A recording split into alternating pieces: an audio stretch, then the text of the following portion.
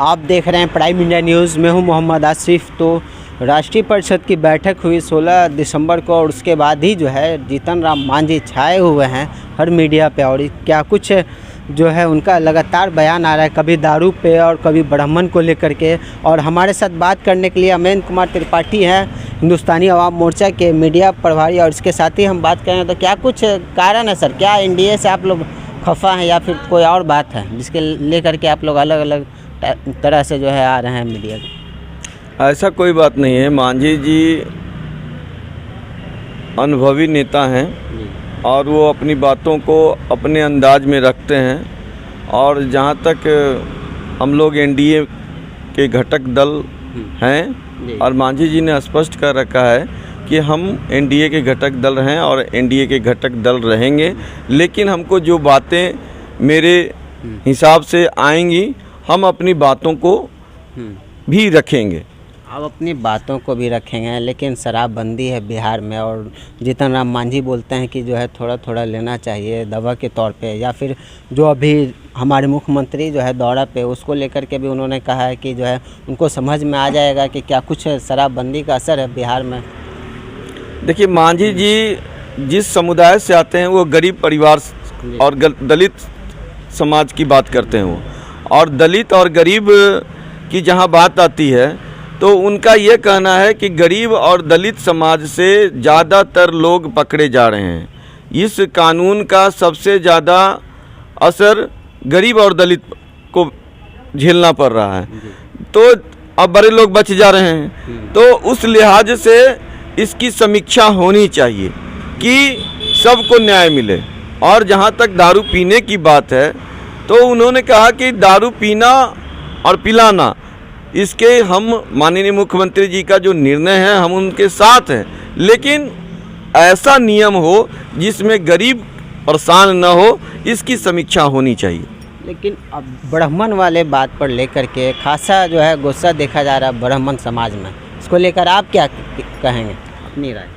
देखिए, मैं भी एक ब्राह्मण समाज से आता हूँ और ब्राह्मणों की बात जो मांझी जी ने कहा नहीं है, जो अपने बयान में उन्होंने स्पष्ट कल प्रेस संवाददाताओं के बीच उन्होंने कहा कि हमने जो भी कहा है मुसहर भुइयां समाज की सभा में अपने लोगों को कहा है, ना कि ब्राह्मणों के बारे में कुछ टिप्पणी की।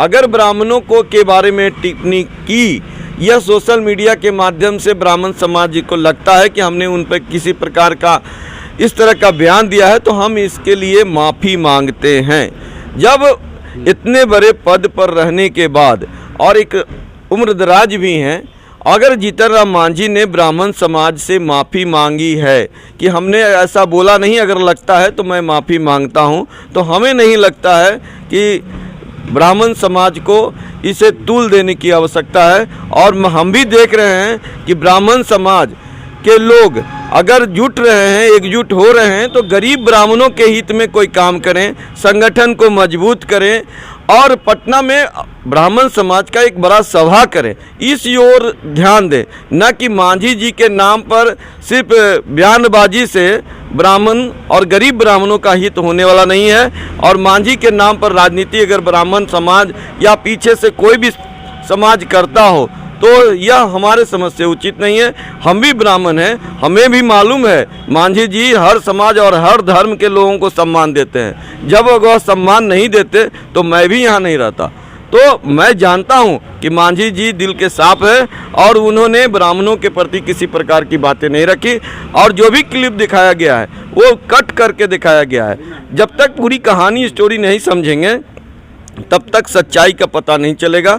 इसलिए ब्राह्मण समाज को मतिभ्रमित करने का प्रयास किया जा रहा है। ये तो क्या माना जाए कि हिंदुस्तानी आवाम मोर्चा जो पार्टी है वो विशेष दलितों के लिए है या फिर सबके लिए है? ये इस पर देखिए, हमारी पार्टी के राष्ट्रीय अध्यक्ष जीतन राम मांझी और पार्टी के राष्ट्रीय प्रधान महासचिव जो वर्तमान में मंत्री भी हैं डॉक्टर संतोष कुमार सुमन, उन्होंने स्पष्ट कहा है कि हमारी पार्टी दलितों और गरीबों की पार्टी है।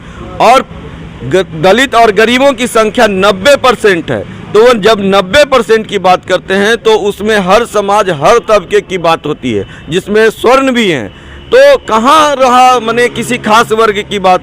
वो जब हमारी पार्टी गरीबों की बात करती है तो किसी धर्म और जाति से कोई मतलब नहीं है, सिर्फ गरीबों का विकास ही हमारी पार्टी का उद्देश्य है, जीतन राम मांझी का और हमारी पार्टी के राष्ट्रीय प्रधान महासचिव डॉक्टर संतोष कुमार सुमन का यह उद्देश्य है। 16 तारीख को जो आपकी पार्टी का बैठक हुआ तो उसको लेकर के क्या कुछ परिणाम देखने को मिला?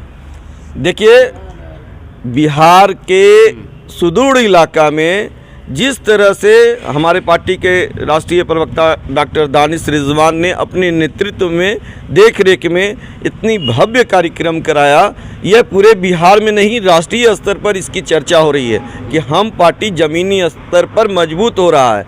उनके समर्थकों के द्वारा इस तरह की भव्य कार्यक्रम जब वाल्मीकि नगर और नेपाल बॉर्डर पर जब हो सकता है तो पूरे हिंदुस्तान में और खासकर बिहार में पार्टी संगठन एक नए स्वरूप के रूप में 2022 में दिखाई देगा। यह कम बड़ी बात नहीं है हमारी पार्टी के लिए। तो यह एक झलक था, आने वाला समय में हमारी पार्टी हर जगह कार्यक्रम करेगी। 2022 का आप बात कर रहे हैं तो 2022 में तो यूपी चुनाव भी है, उसको लेकर क्या कुछ निर्णय रहा? देखिए, हमारे पार्टी के राष्ट्रीय अध्यक्ष जी को उस राष्ट्रीय परिषद के बैठक में सारी शक्तियाँ निहित कर दी गई हैं और उन्होंने स्पष्ट कहा है कि हम उत्तर प्रदेश में चुनाव लड़ेंगे और 1 महीना में पार्टी का संगठन का जो भी संरचना होगी वह उसको तय करेंगे और उसके बाद बुलंद हौसले और बुलंद ताकत के साथ पार्टी 2022 में हर क्षेत्र में पार्टी एक नई ऊर्जा के साथ काम करेगी। बहुत बहुत धन्यवाद। तो हमारे साथ है अमरेंद्र कुमार त्रिपाठी, जिन्होंने कहा कि 16 दिसंबर को जो बैठक हुआ है उसको लेकर के जो है हम 2022 में और मजबूती के साथ जो है पार्टी का विस्तार होगा। और इसके साथ ही जो है आपकी क्या है राय, कमेंट करके ज़रूर बताएं। बहुत बहुत धन्यवाद आपका।